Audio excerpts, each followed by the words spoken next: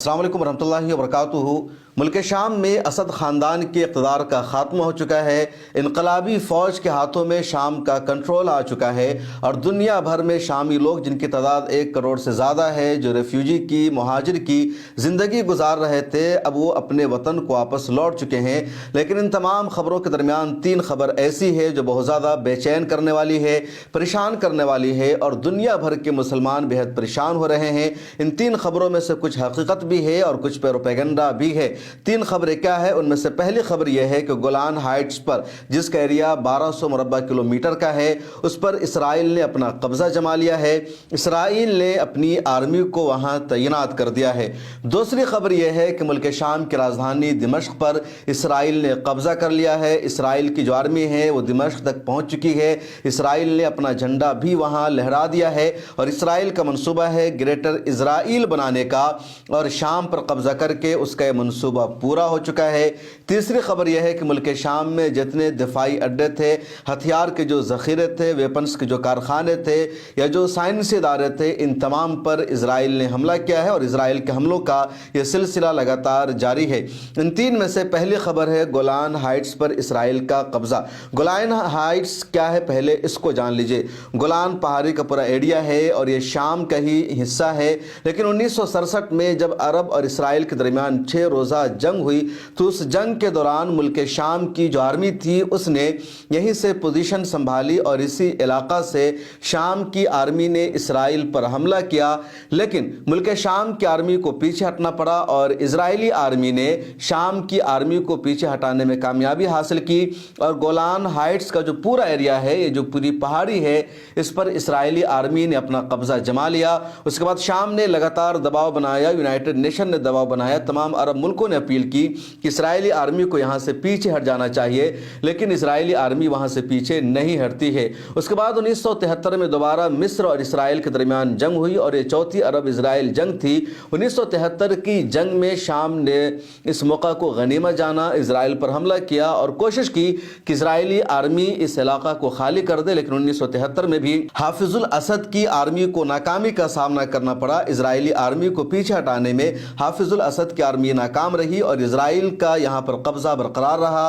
उसके बाद United nation ने अपनी एक आर्मी यहाँ पर तैनात किया जिसको डिसएंगेजमेंट ऑब्जर्वर फोर्स कहा जाता है और कहा गया कि यहाँ पर इसराइल का कब्जा नहीं होगा और न ही इसराइली आर्मी को इस इलाका में दाखिल होने की इजाज़त नहीं होगी।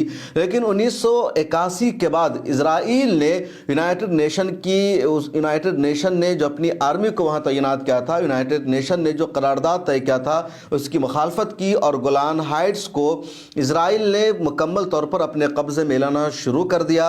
यहूदी आबादकारों को इसराइल ने यहाँ बसाना शुरू कर दिया और लगातार इसराइली गोलान हाइट्स के एरिया में आकर आबाद होते रहे और इस वक्त तक यानी बशारुल असद के रहते हुए तकरीबन 30 से ज़्यादा इसराइली बस्तियां यहाँ बन चुकी है और 20,000 इसराइली यहाँ आबाद है और ये सब बशारुल असद के दौर में हुआ।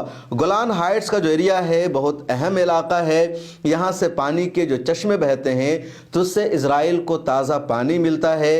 अंगूर की जो खेतियाँ हैं वो इस इलाके में बहुत ज़्यादा होती है। इसके अलावा जानवरों के लिए चरागाहों का काम भी इसी एरिया से होता है।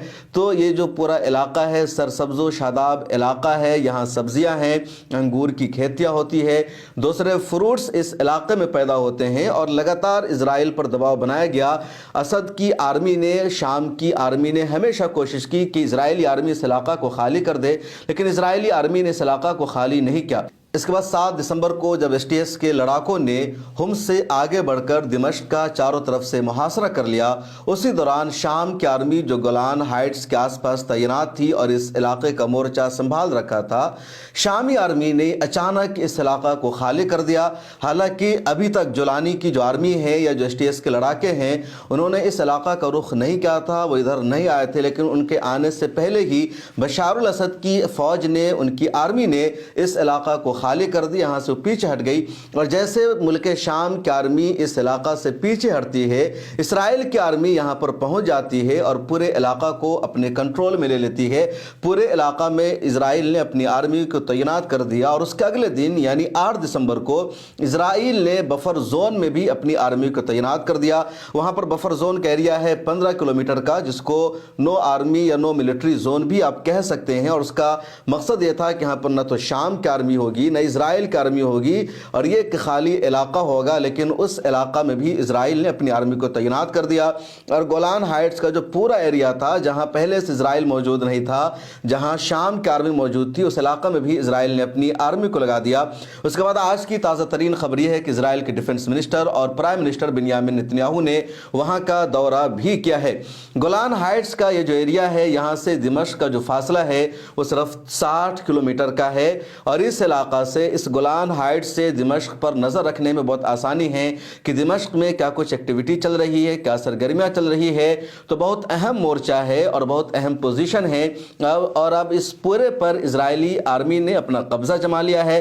پہلے بھی یعنی 8 دسمبر سے پہلے بھی جب سقوط دمشق کا معاملہ سامنے نہیں آیا تھا، اسد خاندان کی حکومت تھی، اس وقت تک بھی یہ پورا علاقہ اسرائیلی آرمی کے کنٹرول میں تھا۔ اسرائیل اپنی بستیاں لگاتار بسا رہا تھا، یونائٹڈ نیشن کے قرارداد کی مخالفت کر رہا تھا، لیکن 8 دسمبر کے بعد اس نے بفر زون میں بھی اپنی آرمی کو بھیج دیا۔ اب دوسری خبر یہ ہے کہ دمشق تک اسرائیلی آرمی پہنچ چکی ہے، دمشق پر اسرائیل نے جیت کا پرچم لہرا دیا ہے۔ یہ جو خبر ہے حقیقت کے خلاف ہے، اس خبر میں کوئی بھی سچائی نہیں ہے۔ دمشق سے گولان ہائٹس کا جو ایریا ہے وہ 60 کلومیٹر کا ایریا ہے، اور یہ سچائی ضرور ہے کہ گولان ہائٹس سے آگے 10-15 کلومیٹر تک اسرائیلی آرمی پہنچ چکی ہے، وہاں کا مورچہ اس نے سنبھال لیا ہے، لیکن دمشق تک اسرائیلی آرمی نہیں پہنچی ہے۔ اور دمشق اور گولان ہائٹس میں جو فاصلہ ہے وہ صرف 60 کلومیٹر کا ہی ہے، ایسا نہیں ہے کہ 1000 کلومیٹر کا فاصلہ ہے دمشق اور گولان ہائٹس میں، اور 1000 کلومیٹر کا فاصلہ طے کر کے اسرائیلی آرمی دمشق کے قریب پہنچ گئی ہو، یا دمشق سے صرف 25 کلومیٹر پیچھے ہو۔ تو جو لوگ یہ خبریں آپ کو بتا رہے ہیں کہ اسرائیلی آرمی دمشق کے قریب پہنچ چکی ہے اور صرف 25 کلومیٹر ہی دور ہے، وہ آپ کو یہ نہیں بتا رہے ہیں کہ دمشق اور گولان ہائٹس کے درمیان جو فاصلہ ہے وہ صرف 60 کلومیٹر کا ہی ہے، اس سے زیادہ کا نہیں ہے۔ اور گولان ہائٹس کے علاقہ میں پہلے سے اسرائیلی آرمی موجود تھی، پہلے سے اسرائیل نے یہاں بستیاں بسا رکھی تھی، اور اسرائیل اس علاقہ پر گولان ہائٹس پر اب اپنا قبضہ جمانا چاہتا ہے، اپنی آرمی کو لگائے رکھنا چاہتا ہے، تاکہ دمشق کی جو ایکٹیویٹی ہے، جو سرگرمیاں اس پر نظر رہے۔ دو اعتبار سے اسرائیل کے لیے گولان ہائٹس کا جو ایریا ہے بہت اہم ہے۔ پہلا اس اعتبار سے کہ جو آرمی کے نقطہ نظر سے یا سیکورٹی کے لحاظ سے بہت اہم ہے، کیونکہ اونچائی پر ہے، دمشق نیچے ہے، اور یہاں سے اس کو مکمل طور پر نظر رکھنے میں آسانی ہوگی کہ دمشق میں کیا ہے۔ تو دمشق سے کوئی خطرہ ہو، اس پر کوئی حملہ ہو، اس سے باخبر رہے گا، الرٹ رہے گا اسرائیل، اور بہت شرمناک ہے۔ اور بشار الاسد کے زمانے میں ہی اسرائیل اپنی اس ایجنڈا میں کامیاب ہو چکا تھا۔ دوسرا علاقہ بہت اہم ہے کہ یہاں سے پانی کی فراہمی ہوتی ہے، تازہ پانی یہاں سے دستیاب ہوتا ہے، انگوروں کی کھیتی ہوتی ہے، جانوروں کے لیے یہ ہری بھری جگہ ہے، تو اس اعتبار سے بھی بہت اہم علاقہ ہے، اور اسی لیے اسرائیل اس پر اپنی نظر جمائے ہوا تھا۔ اور جیسے بشار الاسد کی آرمی نے ناکامی کا مظاہرہ کیا، اسرائیل کی آرمی نے پورے علاقہ کا کنٹرول سنبھال لیا۔ اب تیسری اہم خبر یہ ہے کہ اسرائیل پورے شام پر حملہ کر رہا ہے، اور یہ جو خبر ہے حقیقت پر مبنی ہے، سچائی پر مبنی ہے۔ 8 دسمبر کو جیسے خبر سامنے آتی ہے کہ بشار الاسد نے ملک شام کو چھوڑ دیا ہے، فرار ہو کر اس نے ماسکو کے لیے اڑان بھری ہے، ادھر اسرائیل نے اچانک حملہ شروع کر دیا، اور جتنے ویپنز کے کارخانے تھے، ذخیرے تھے، جو ملٹری اڈا تھا جہاں فائٹرز پلین رکھے ہوئے تھے، ہیلی کاپٹرز رکھے ہوئے تھے، ان تمام جگہوں پر اسرائیل نے حملہ کر دیا، اور اسرائیل کے حملوں کی جو تعداد ہے 500 سے زیادہ ہو چکی ہے، اور ابھی تک اسرائیل کا حملہ رکا نہیں ہے۔ یونائٹڈ نیشن نے اسرائیل کو خبردار کیا اور کہا کہ اسرائیل کا حملہ رک جانا چاہیے، مزید حملہ نہ ہو۔ اسرائیل یہ کہہ رہا ہے کہ جو انقلابی ہے، جو باغی ہے، جنہوں نے بشار الاسد کو اقتدار چھوڑنے پر مجبور کیا ہے، یہ ہمارے لیے خطرہ نہ بنے، شام دوبارہ ہمارے لیے خطرہ نہ بنے، اس لیے ہم یہ حملہ کر رہے ہیں۔ لیکن ان سب کے بیچ سوال سب سے زیادہ ملک شام پر اٹھ رہا ہے، یعنی یعنی ملک شام کے سابق صدر بشار الاسد پر، جس نے اپنی پوری لوکیشن اسرائیل کو دے دیا، جس نے جاسوسی کی، جس نے دیش سے غداری کی اور اسرائیل کو پہلے ہی بتا دیا کہ کہاں کہاں ہتھیار کے ذخیرے ہیں۔ کل میں نے ایک شیعہ عالم دین کا انٹرویو کیا جو ایران میں لمبے عرصے تک رہ چکے ہیں اور ایران میں ہمیشہ وہ آتے جاتے رہتے ہیں۔ انہوں نے بتایا کہ بشار الاسد بہت پہلے سے اسرائیل سے سمجھوتا کر چکا تھا، امریکہ کے ساتھ اس کا سمجھوتا ہو چکا تھا، وہ ایران کی باتیں نہیں مان رہا تھا۔ ایک ہفتہ پہلے ہی ایران کے وزیر خارجہ عباس عراقچی نے بشار الاسد سے ملاقات کی، دمشق کا انہوں نے دورہ کیا تھا اور اس دوران بھی انہوں نے بشار الاسد کو سمجھایا اور کہا کہ ہم تمہاری مدد کر رہے ہیں، لیکن اس نے بات نہیں مانی اور سیدھے صاف لفظوں میں کہہ دیا کہ ہمیں ایران کی کوئی بھی مدد نہیں چاہیے۔ تو بشار الاسد پہلے سے سمجھوتا کر چکا تھا اسرائیل کے ساتھ، امریکہ کے ساتھ، اور وہ یہ طے کر چکا تھا کہ اس کو ملک چھوڑنا ہے، اس کو آسانی سے اس ملک سے نکلنے دیا جائے گا، وہ اور اس کا جو خاندان ہے محفوظ طریقے سے نکل جائے گا، بقیہ پورا جو شام ہے وہ اسرائیل کے کنٹرول میں چلا جائے، تباہ و برباد ہو جائے، اس کی اس کو کوئی فکر نہیں تھی۔